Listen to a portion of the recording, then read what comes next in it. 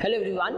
So today we will look at chapter 6, which is central government. We are going to look at judiciary. So in this chapter we looked at legislative, which was the first organ of the government. After legislative was executive, and then after executive we have judiciary. In legislative we have Lok Sabha, Rajya Sabha and President. In executive we have President, Vice President, Prime Minister, Council of Minister, and you should remember Council of Minister is headed by Prime Minister. Then we have judiciary. In judiciary we are going to look at Supreme Court. Now you should remember that judiciary not only includes Supreme Court. Okay, judiciary includes Supreme Court, High Courts, lower courts. Okay, in lower courts you have subordinate court, municipal court, Chief Judicial Magistrate Court, number of courts are there, but for your understanding you should remember that under judiciary there are three courts: Supreme Court, High Court and lower court, whereas Supreme Court is the supreme, like it is the at the top level court. So let us look at Supreme Court. So in Supreme Court it is the apex court. Okay, the number of judges are 35, which is 34 plus 1. The one is the Chief Justice of India. Okay, now Supreme Court is situated in New Delhi. Okay, in New Delhi the bench of Supreme Court is there. Now Supreme Court has various powers. One is freedom from criticism. Okay,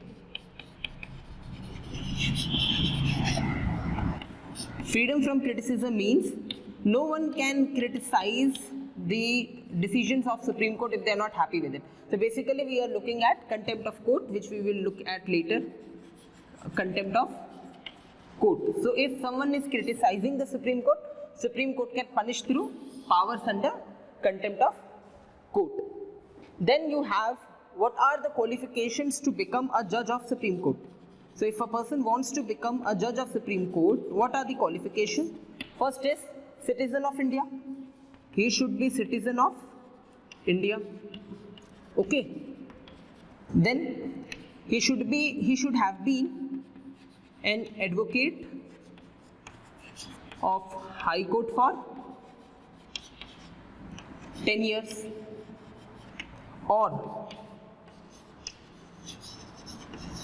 a judge of High Court for 5 years. Okay. Apart from this, there is one more qualification, which is distinguished jurist. Distinguished jurist means distinguished advocate or a lawyer. Okay, as per President. So these are the qualifications for a person to be appointed as a judge of Supreme Court. Then we come to how to remove the judge of Supreme Court. Then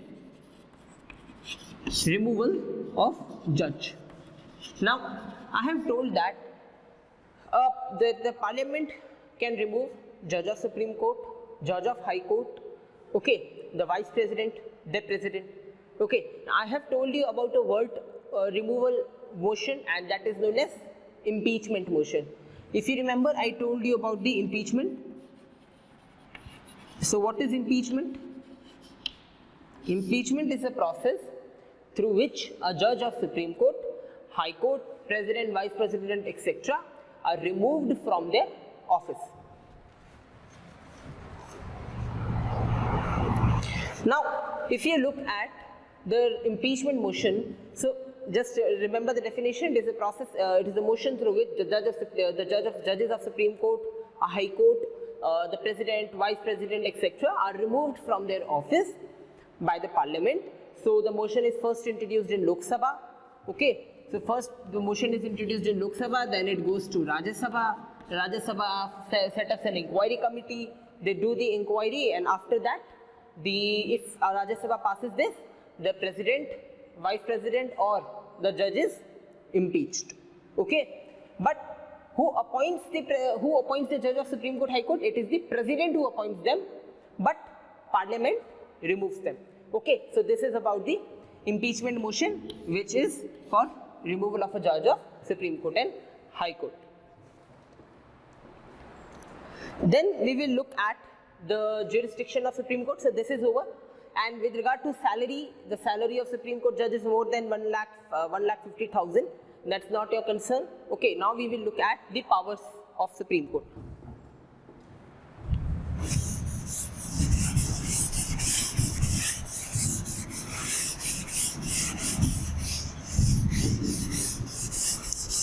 So now there are multiple powers of Supreme Court. One is original jurisdiction,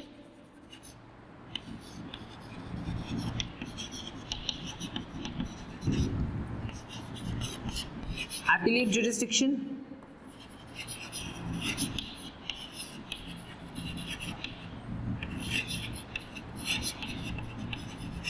okay, original, appellate, then you have advisory, court of record,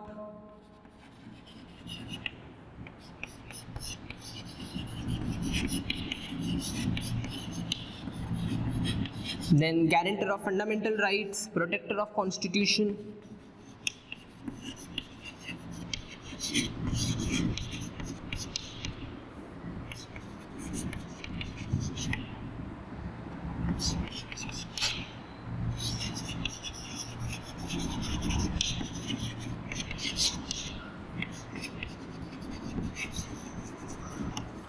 okay, fundamental rights.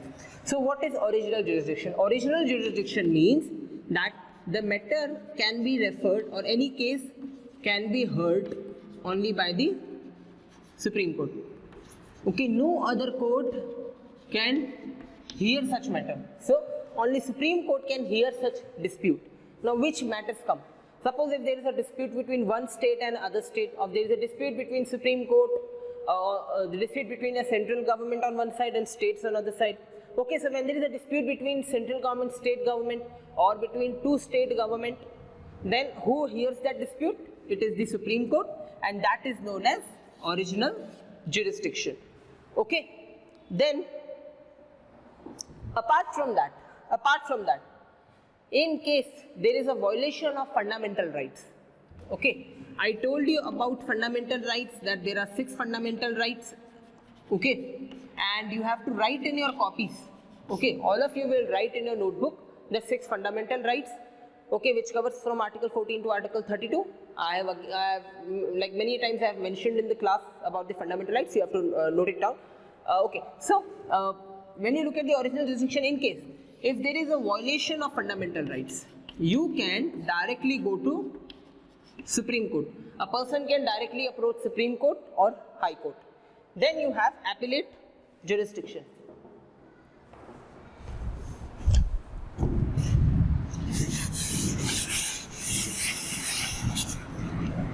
When you look at appellate jurisdiction, in appellate jurisdiction means you have right to appeal.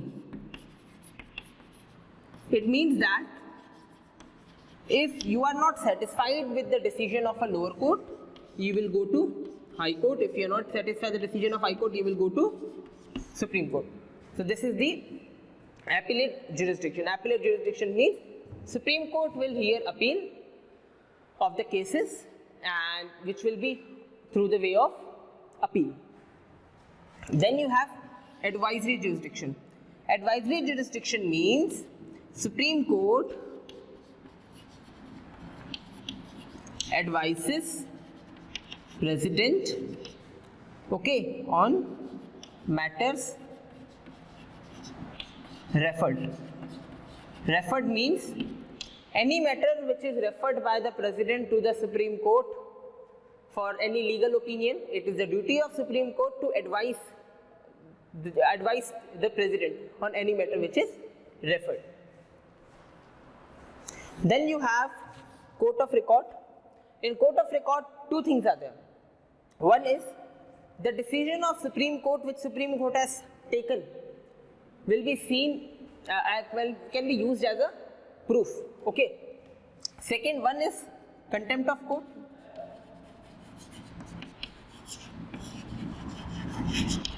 Second is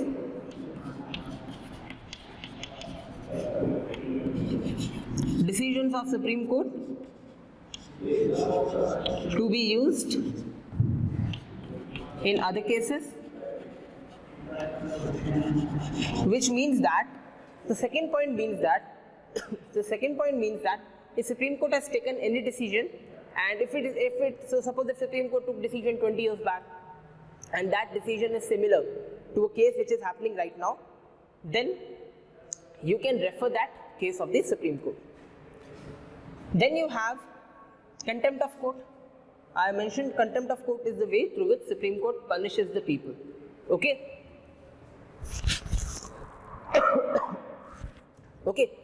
This is the way through which Supreme Court punishes the people. Then you have protector of the Constitution. Protector of the Constitution means that Supreme Court protects the Constitution. So government cannot legislate on any subject in the Constitution. Why? Supreme Court protects it. The Supreme Court ensures that the structure of Constitution is not destroyed by the government. So suppose the fundamental rights are given to us. Supreme Court ensures that government is not taking away such fundamental rights. Government is not imposing dictatorship. Okay, why? Supreme Court upholds the validity of Constitution. Then you have guarantor of fundamental rights. Guarantor of fundamental rights means if a fundamental right is violated, okay,